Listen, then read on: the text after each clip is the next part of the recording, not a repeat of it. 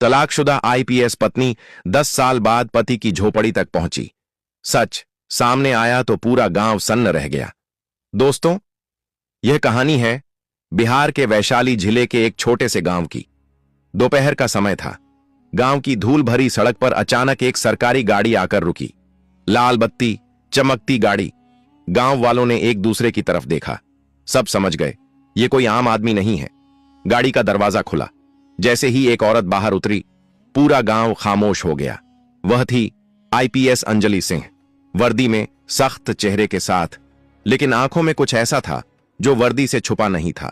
उसकी नजरें सीधी उस टूटी फूटी झोपड़ी पर टिकी थीं जहां 10 साल पहले उसका रिश्ता टूटकर बिखर गया था। झोपड़ी के अंदर था मनीष, वह आदमी जो कभी उसका पति था। अंजलि झोपड़ी के दरवाजे पर आकर रुक गई और वहीं उसकी आंखों के सामने 10 साल पुरानी जिंदगी घूमने लगी। तब यही धर्मपुर गांव था, लेकिन तब अंजलि आईपीएस नहीं थी। तब उसके हाथों में किताबें होती थीं और आंखों में बड़े सपने। वह उन लड़कियों में से नहीं थी जो किस्मत के भरोसे जिंदगी गुजार देती हैं। मनीष को उसने पहली बार स्कूल में देखा था। धीरे धीरे बातें शुरू हुईं, फिर मुलाकातें और फिर दिल। अंजलि ने अपने सपनों के बारे में बताया। बोली, मैं अफसर बनना चाहती हूं।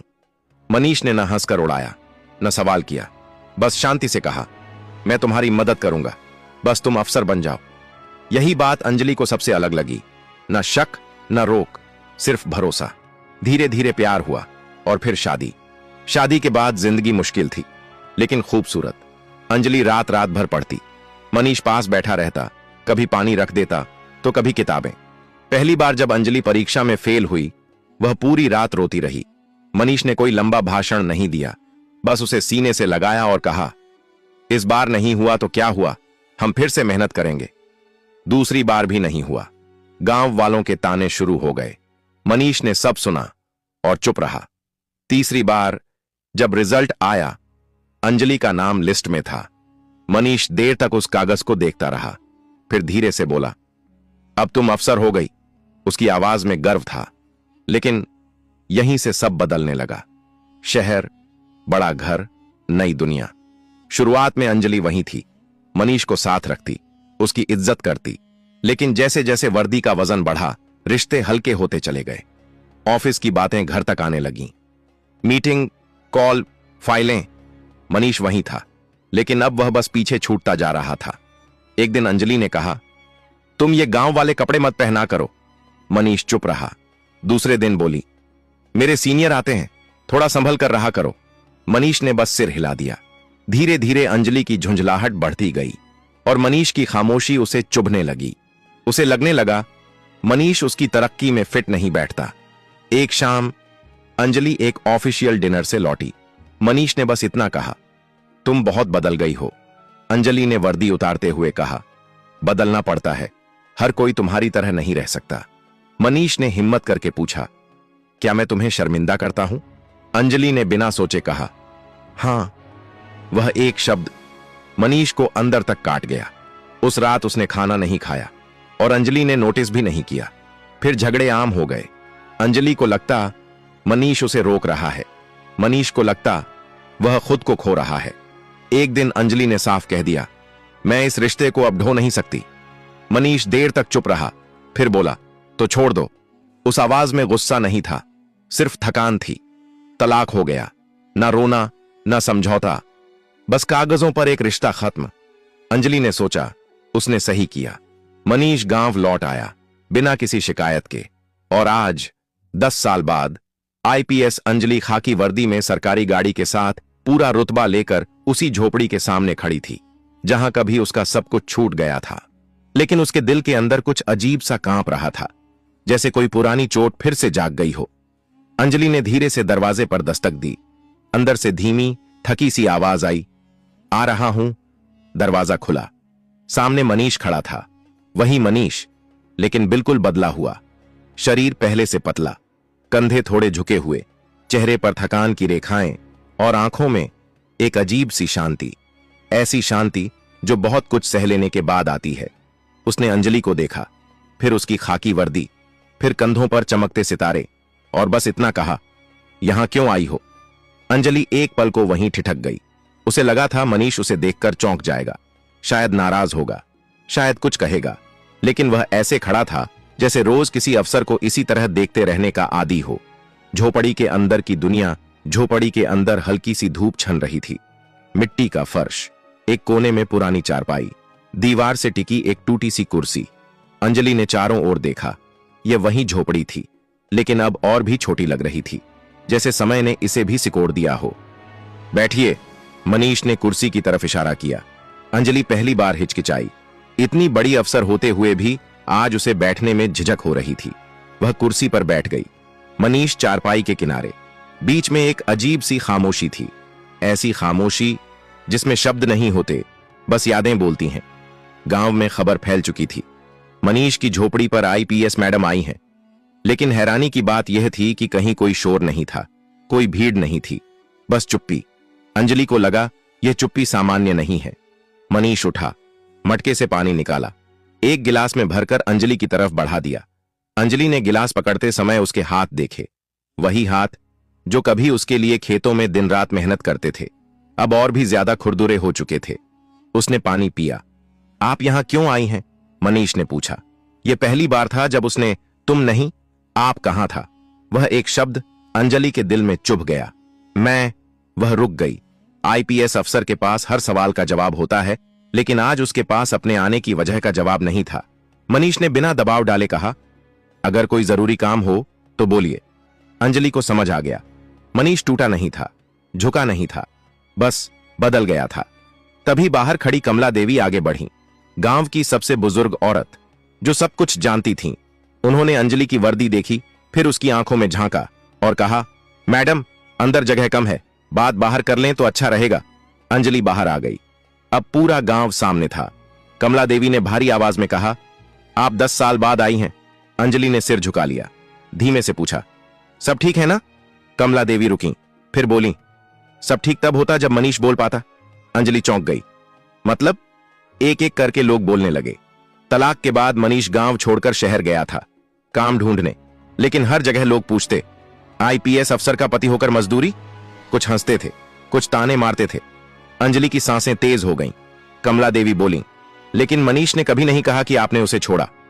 वो बस यही कहता था, गलती मेरी होगी। ये सुनते ही अंजलि की आंखें भर आईं। एक आदमी बोला, एक बार थाने में भी बुलाया गया था। अंजलि घबरा गई। क्यों? झूठे केस में, आदमी बोला। लोग कहते थे आईपीएस की बीवी का नाम लेकर धमकाता है। मनीष ने बस इतना कहा था, नाम मत लो, वो अब मेरी नहीं है। कमला देवी ने आखिरी बात कही, मैडम, मनीष ने आपकी वजह से अपनी आवाज खो दी। अब वो इसलिए कम बोलता है क्योंकि जब बोलता था लोग हंसते थे। अंजलि पीछे मुड़ी। मनीष झोपड़ी के दरवाजे पर खड़ा था, शांत, बिल्कुल शांत, जैसे ये सब बातें उसकी नहीं, किसी और की हों। कांपती आवाज में अंजलि ने पूछा, ये सब तुमने मुझे कभी क्यों नहीं बताया? मनीष ने पहली बार सीधे उसकी आंखों में देखा और बस कहा, आपने कभी पूछा ही नहीं। यह वाक्य अंजलि को किसी थप्पड़ की तरह लगा। अब उसे समझ आ रहा था, यह सिर्फ एक टूटा हुआ रिश्ता नहीं था, यह एक आदमी की चुपचाप दी गई कुर्बानी थी। और उसे यह भी महसूस हो रहा था, यह कहानी अभी खत्म नहीं हुई है, अभी सच का आखिरी हिस्सा सामने आना बाकी था। और वह ऐसा सच था जो सिर्फ अंजलि को नहीं, पूरे धर्मपुर गांव को अंदर तक हिला देने वाला था। कमला देवी ने बहुत धीरे से कहा, मैडम, जो आपने अभी तक सुना वो पूरा सच नहीं है। अंजलि का दिल जैसे धक से बैठ गया। एक बात है, कमला देवी ने आगे कहा, जो मनीष ने हमें भी बहुत बाद में बताई थी। भीड़ में से एक बुजुर्ग आगे बढ़े, सफेद बाल, कांपते हाथ। मैं रामू काका हूं, उन्होंने कहा। उन्होंने पहले अंजलि की वर्दी देखी, फिर ऊपर आसमान की तरफ देखा और बोलना शुरू किया। तलाक के करीब 6 महीने बाद की बात है। एक रात मनीष गांव लौटा था। चेहरे पर चोट थी। रामू काका की आवाज भारी हो गई। अंजलि चौंक पड़ी। कैसी चोट? एक ठेकेदार ने झूठा केस कर दिया था, रामू काका बोले। उसने कहा, मनीष ने आईपीएस अफसर की बीवी का नाम लेकर धमकाया है। अंजलि की आंखें फैल गईं। थाने में उसे घंटों बैठाया गया, पूछताछ हुई। किसी ने कहा, बीवी से एक बार बात कर लो, वो अफसर है, 1 मिनट में छूट जाओगे। रामू काका ने गहरी सांस ली। मगर मनीष ने साफ कहा, वो मेरी बीवी नहीं है और उसका नाम मत लो। अंजलि का सिर अपने आप झुक गया। कमला देवी ने बात आगे बढ़ाई, मैडम, उस रात मनीष आपसे मदद मांग सकता था, लेकिन उसने नहीं मांगी। उसने कहा, अगर मेरे नाम से उसकी इज्जत पर जरा भी आंच आई तो मैं खुद को कभी माफ नहीं कर पाऊंगा। यह सुनते ही अंजलि की आंखों से आंसू बह निकले। वह चाहकर भी उन्हें रोक नहीं पाई। उसे पहली बार एहसास हुआ, जिस आदमी को वह हमेशा कमजोर समझती रही, उसी आदमी ने उसकी इज्जत की सबसे बड़ी कीमत खुद चुकाई थी। कमला देवी ने आखिरी बात कही, मैडम, मनीष ने आपसे दूरी नफरत की वजह से नहीं बनाई। उसने दूरी इसलिए बनाई ताकि आपकी पहचान उसके हालात से छोटी ना लगे। पूरा गांव खामोश था। अंजलि को लग रहा था वह खड़ी नहीं है, कहीं अंदर ही अंदर गिरती जा रही है। उसने मनीष की तरफ देखा। यह सब सच है? मनीष ने सिर हिला दिया। बस इतना पूछा, तुमने मुझे कभी बताया क्यों नहीं? मनीष ने पहली बार इतनी लंबी बात की। आप अफसर थीं, उसने शांत आवाज में कहा, और मैं आपकी परेशानी नहीं बनना चाहता था। ये शब्द सीधे अंजलि के दिल में उतर गए। मैंने सोचा, मनीष बोला, आप ऊपर जा रही हैं, मैं नीचे रहकर आपका नाम साफ रख लूं। गांव की कई आंखें भर आईं। उसी पल अंजलि को समझ आ गया, यह कहानी अब पीछे नहीं जा सकती। जो टूट चुका है उसे जोड़ने से पहले समझना पड़ता है। और अब सबसे मुश्किल हिस्सा बाकी था। अब सवाल यह नहीं था कि सच क्या था, सवाल यह था, अब इसके बाद क्या? दोपहर ढल चुकी थी। मनीष ने अंजलि की तरफ देखा, फिर नजरें हटा लीं। अब जाइए, उसने कहा। यह शब्द आदेश नहीं थे, एक बंद दरवाजे जैसे थे। मैं मदद करना चाहती हूं, अंजलि बोली। उसकी आवाज में न रुतबा था, न अफसराना सख्ती, बस एक कोशिश थी। मनीष हल्का सा मुस्कुराया। घर, काम, इलाज, जो चाहिए सब दूंगी, अंजलि बोली। मनीष ने पहली बार हाथ उठाकर उसे रोका और जानबूझकर कहा, आप बहुत बड़ी अफसर हैं, आपके पास सब कुछ है, लेकिन जो आप देना चाहती हैं वो मेरे पास पहले से था। अंजलि को समझ नहीं आया। मनीष, मैं माफी मांगने आई हूं। उसकी आवाज टूट गई। मुझसे बहुत बड़ी गलती हो गई। मैं चाहती हूं कि तुम ठीक रहो। मनीष ने उसे देखा, सीधी लंबी नजर से। मैं ठीक हूं, उसने कहा। आपको बस यह समझने में देर हो गई। अंजलि ने जेब से एक सरकारी कागज निकाला। सरकारी लेटर हेड। ये देखो, उसने कहा, शहर में तुम्हारे लिए काम है। मनीष ने कागज की तरफ देखा तक नहीं। क्यों? अंजलि की आवाज टूट गई। मनीष बोला, मैं अब किसी का एहसान लेकर अपने आप से दोबारा इनकार नहीं करना चाहता। उसकी आवाज पहली बार थोड़ी भारी हुई। जब मैंने आपसे कुछ नहीं मांगा तब आप अफसर बनकर चली गईं। अब जब आप अफसर बनकर लौटी हैं तो मैं कैसे मांग लूं? गांव में कोई फुसफुसाहट नहीं थी। हर कोई सुन रहा था, हर कोई समझ रहा था। मनीष की बात खत्म होते ही वहां खड़े हर इंसान को जैसे अपनी सांसों की आवाज सुनाई देने लगी। अंजलि के हाथ से वह सरकारी कागज धीरे धीरे नीचे सरक गया और उसी पल उसे एहसास हुआ, रुतबा, ताकत, पद, सब कुछ होते हुए भी आज वह सबसे खाली इंसान थी। अंजलि ने आंखें बंद की। भीतर कहीं कुछ टूट रहा था। वह बोली, मनीष, मैं सब कुछ वापस नहीं ला सकती, लेकिन अगर मेरी वजह से तुम्हें कभी भी कोई दर्द मिला है तो उसका बोझ मैं उम्र भर उठाना चाहती हूं। मनीष ने हल्की सी सांस ली। उसकी आवाज अब भी शांत थी, लेकिन उस शांति में एक लंबा सफर छिपा था। दर्द सबको मिलता है अंजलि, फर्क बस इतना है कि कुछ लोग दर्द को आवाज बना लेते हैं और कुछ लोग उसे खामोशी बना लेते हैं। मैंने खामोशी चुनी थी। कमला देवी आगे बढ़ी। उनकी आंखों में नमी थी। मैडम, मनीष ने कभी किसी से शिकायत नहीं की, लेकिन यह गांव जानता है कि उसने कैसे खुद को संभाला। वह खेतों में काम करता है, बच्चों को मुफ्त पढ़ाता है। गांव के लड़के कहते हैं, अगर मनीष भैया जैसा इंसान बन गए तो जिंदगी जीत लेंगे। अंजलि चौंक गई। उसने मनीष की तरफ देखा। तुम बच्चों को पढ़ाते हो? मनीष ने सिर हिलाया। जो मुझे नहीं मिला वो किसी और से क्यों छीनूं? उस एक वाक्य ने अंजलि की आंखों के सामने पूरी तस्वीर रख दी। अंजलि धीरे धीरे आगे बढ़ी। उसने पहली बार बिना वर्दी के वजन के एक इंसान की तरह बात की।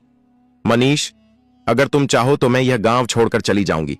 मैं तुम्हारी शांति में दखल नहीं दूंगी, लेकिन एक बात का जवाब दो, क्या तुम्हारे दिल में मेरे लिए नफरत है? मनीष कुछ पल चुप रहा। गांव वाले भी रुक गए। फिर उसने कहा, नफरत होती तो आप यहां खड़ी नहीं होती। नफरत आदमी को कठोर बना देती है। मैं कठोर नहीं हुआ, बस शांत हो गया। अंजलि की आंखों से आंसू बहने लगे। उसने आज पहली बार समझा कि माफी मांगना आसान होता है, लेकिन माफी के काबिल बनना बहुत मुश्किल। अंजलि ने गांव वालों की तरफ देखा। अगर आपको मंजूर हो तो मैं एक काम करना चाहती हूं। यह किसी एहसान के लिए नहीं, किसी नाम के लिए नहीं, सिर्फ इंसानियत के लिए। रामू काका ने पूछा, कैसा काम बिटिया? मैं चाहती हूं कि इस गांव में एक छोटा सा स्कूल बने, मनीष उसे संभाले, न मेरे नाम से न किसी अफसर के नाम से, सिर्फ धर्मपुर पाठशाला, ताकि यहां के बच्चों को सपने देखने से पहले किसी की इजाजत न लेनी पड़े। गांव में पहली बार एक हल्की सी हलचल हुई। लोग एक दूसरे की तरफ देखने लगे। मनीष ने अंजलि की तरफ देखा, और अगर मैंने मना कर दिया? अंजलि ने सिर झुका दिया। तो मैं बिना सवाल किए चली जाऊंगी, यह मेरा प्रायश्चित होगा। मनीष की आंखों में पहली बार नमी आई। वह धीरे से बोला, मैं स्कूल चलाऊंगा, लेकिन आपकी वजह से नहीं, बच्चों की वजह से। अंजलि ने सिर हिलाया। उसके चेहरे पर हल्की राहत थी। वह जान गई थी, यह कोई समझौता नहीं, यह सम्मान है। शाम ढलने लगी। सरकारी गाड़ी अब भी गांव के बाहर खड़ी थी। अंजलि ने जाने से पहले आखिरी बार मनीष की तरफ देखा। मनीष, क्या कभी तुम मुझे माफ कर पाओगे? मनीष ने आसमान की तरफ देखा, जहां सूरज लाल हो रहा था। माफी तब दी जाती है जब सामने वाला खुद को दोषी मानता है। आप मान चुकी हैं, यही काफी है। अंजलि की आंखें भर आईं। उसने बिना कुछ कहे हाथ जोड़ दिए। गांव के लोग रास्ता देने लगे। कोई नारा नहीं, कोई तालियां नहीं, बस सुकून था। गाड़ी चल पड़ी। अंजलि शीशे से बाहर देखती रही। उसने महसूस किया कि आज वह पहली बार अफसर नहीं, इंसान बनकर जा रही है। पीछे गांव में मनीष खड़ा रहा। उसके चेहरे पर कोई जीत का भाव नहीं था, बस संतोष था। उसने झोपड़ी के पास खड़े बच्चों को बुलाया और कहा, कल से पढ़ाई सुबह शुरू होगी। बच्चों की आंखें चमक उठीं। कहानी यहीं खत्म नहीं होती। कहानी वहां खत्म होती है जहां अहंकार टूटता है और इंसान बच जाता है। इस कहानी से बस इतना ही सीख मिलती है, रिश्ते पद से नहीं चलते, इज्जत आवाज से नहीं, और सबसे बड़ी ताकत खामोशी में भी हो सकती है।